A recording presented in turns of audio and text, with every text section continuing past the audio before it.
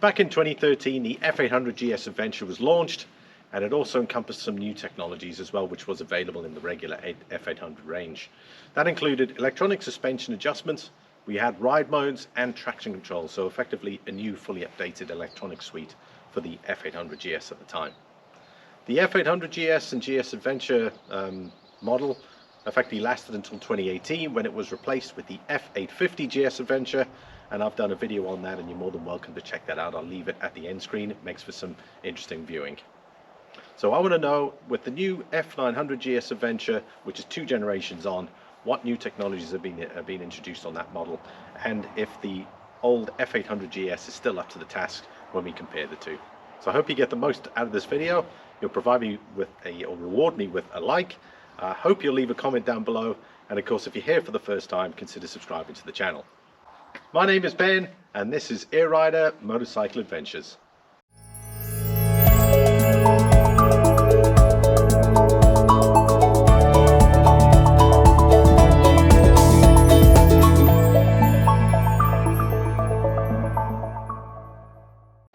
Right, we're going to start off with the suspension system on the F800GS Adventure. What we have is a 43mm front fork, obviously upside down.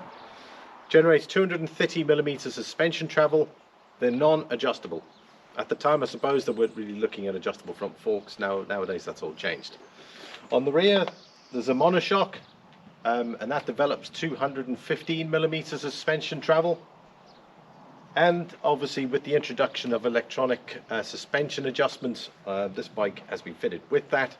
So obviously, I've got different modes that I can adjust the rear monoshock with. This is also preload adjustment as well, obviously manual. That's another thing to note.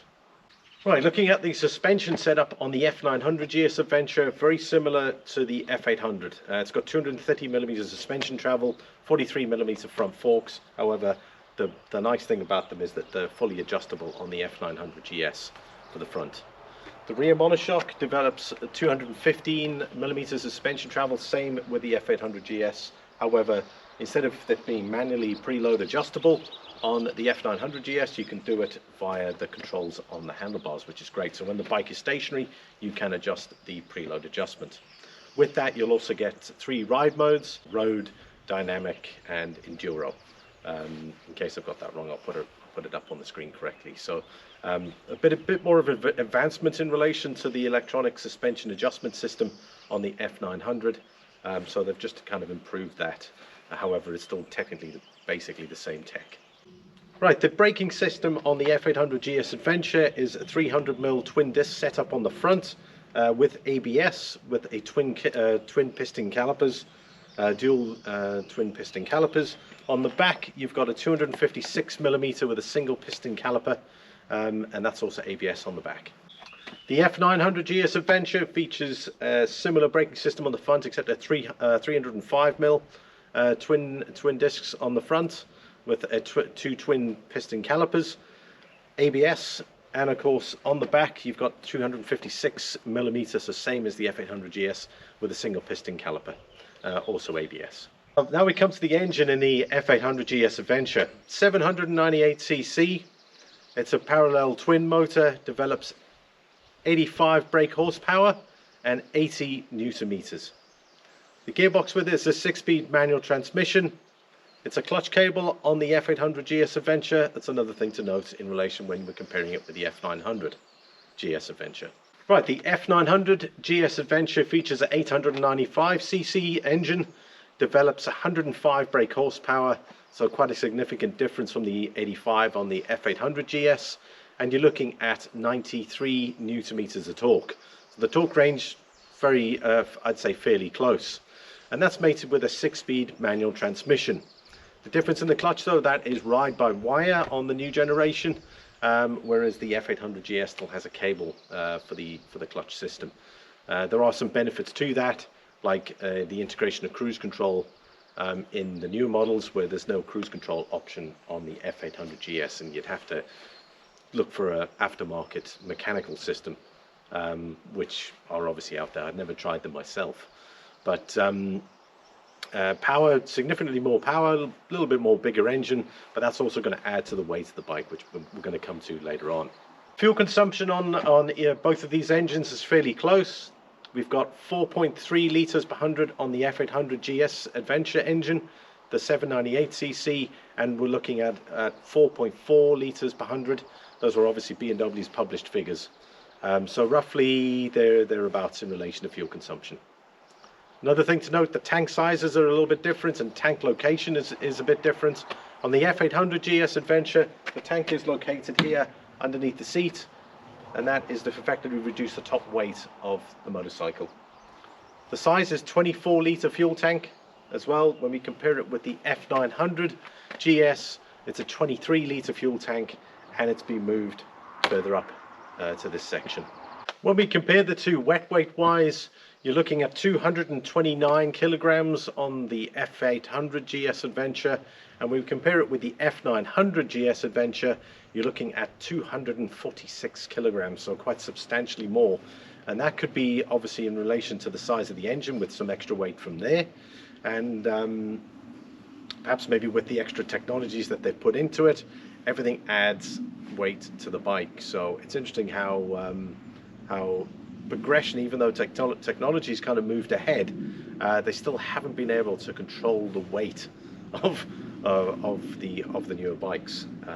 So the F800GS there, Adventure, significantly lighter than the F900GS Adventure. Well, we look at some of the electronics that the F800GS Adventure has. We'll start off with electronic suspension adjustment, which is for the rear shock. And that'll give you 3 modes where it'll adjust to the setting that you've chosen. So you've got normal, which is your normal ride mode. You've got sport if you want to firm up the rear or the monoshock, and then of course you've also got comfort. If you know, in case you've hit a road that is quite bumpy, it'll absorb those blows much better. Along with that, there's a stability control and traction control system. There are 2 ride modes as such, if I can call them that. You've got road, which means that the bike is optimized for the tarmac. So it'll adjust the ABS, the traction control system, the stability control systems will all be set for that preset. And then of course you've got enduro mode when you are taking it off-road and you're hitting the gravel road, so to speak. You can then, it'll reconfigure how the engine performs, the traction control, stability control, and so on. The F900GS Adventure has a fantastic electronic suite. We'll start off with the ride modes. You've got various ride modes to choose from. So you'll have road, rain, dynamic, and enduro pro. So quite a good selection there depending on your conditions. And of course, if you're riding in the rain, you can then preset it. What's also nice about the ride modes is they'll work in conjunction with the electronic suspension adjustment as well. So it'll adjust the suspension, it'll adjust the throttle response, your traction control, stability control. So it's an all well integrated system, whereas on the F800GS Adventure, the electronic suspension adjustments and your ride modes kind of work separately. So they don't work in tandem, which is something that they've improved on with the F900GS Adventure. The dynamic electronic suspension adjustments on the F900GS Adventure allows you to automatically adjust the spring preload on the monoshock from the handlebar controls, which I think is fantastic. It means you don't have to get off the bike and adjust it manually here. So for that function is just the fact that you can do it from the handlebars, really great. You'll have 3 suspension modes. You've got road, dynamic, and enduro. So obviously you can then preset that up depending on your riding conditions. So one advancement definitely over the F800GS Adventure. The F900GS Adventure also has 2 features that the F800GS just doesn't have the capability for, and that is cruise control and keyless as well. That was a feature that just wasn't available on the F800GS. So keyless meaning you can keep your key in your pocket, get on the bike, start it up, and so on. There'll be no issue. It'll detect the key in the vicinity, start the bike up. It's also a little bit safer because then the key is in your pocket rather than having it here on the bike. The cruise control, great as well. You can then set it from the handlebars. Also, it's ride-by-wire as opposed to cable. So again, you've got that advancement in the technology field on the F900GS, which I think you're not really going to see on the older bikes, even if you try and retrofit something. They just don't have the electronic capability for the cruise control system, which would have been great for the distances that I've covered myself. It'd be great to have cruise control on this bike, but it's not there. By just looking at some of the F800GS Adventure features that you're going to get on the bike, we're going to start off with the knuckle guards, the touring screen, which is non-adjustable. There's also a navigation bar here that comes with the bike and navigation prep at that particular time. You didn't have the same nav systems that you were on the bigger bikes, the R1200GSs, but they had a slightly different system, but it was still prep anyway. Fog lamps as well, always a big plus point when you're on the Adventure spec models. Adjustable rear foot brake. We've got a plastic bash plate down at the bottom here. Comfort seat definitely needed if you're going to do the adventure traveling. And then of course you've also got the luggage rack as well. Highly important components of the whole F800GS experience. Right, let's look at the F900GS Adventure features. First of all, before we get started, you're going to have to go with the Riding Pro Pack if you're ordering a new one, because it's going to give you a lot of the features that you're going to want. So anyway, let's say hypothetically we're going with that pack.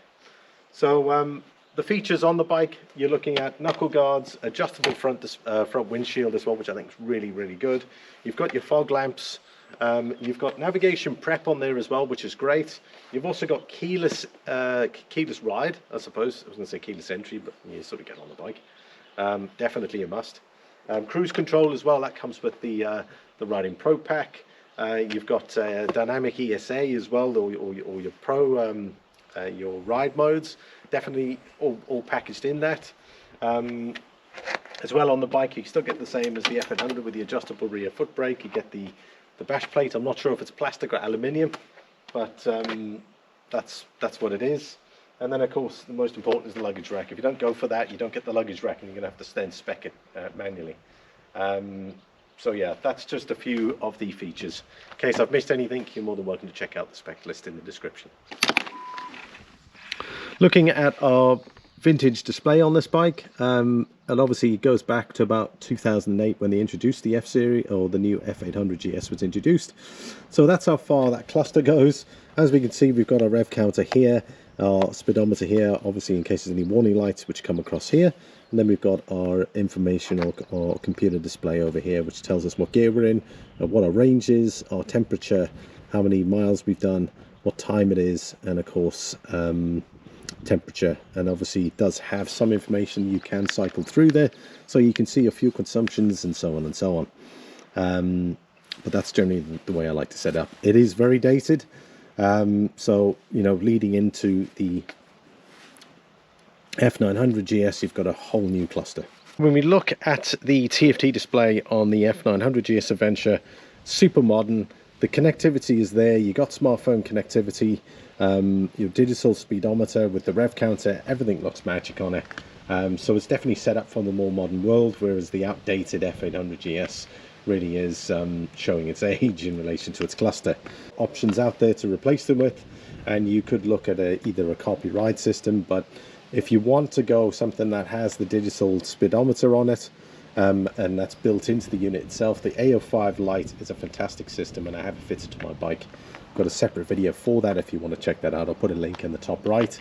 So if you're considering an F800GS, but you know, you're off put by the older clocks, you can look at something like that. It'll definitely bring it up to the current times.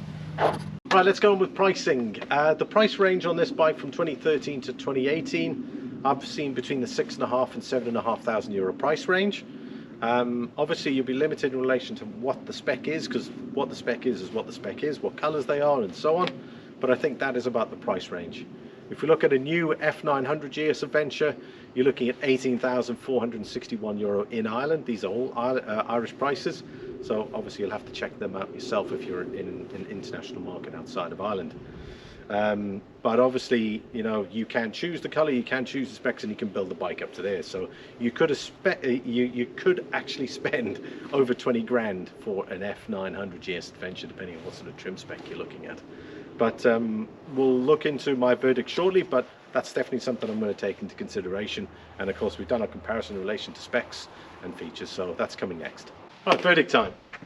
The F800GS, when it was the F800GS Adventure, when it was introduced in 2013, really was a marvel of its time. Major improvements over the standard F800GS. It was also the first time they had an adventure model there. But they also introduced newer technologies like ESA, and then of course you had your road modes as well to choose from.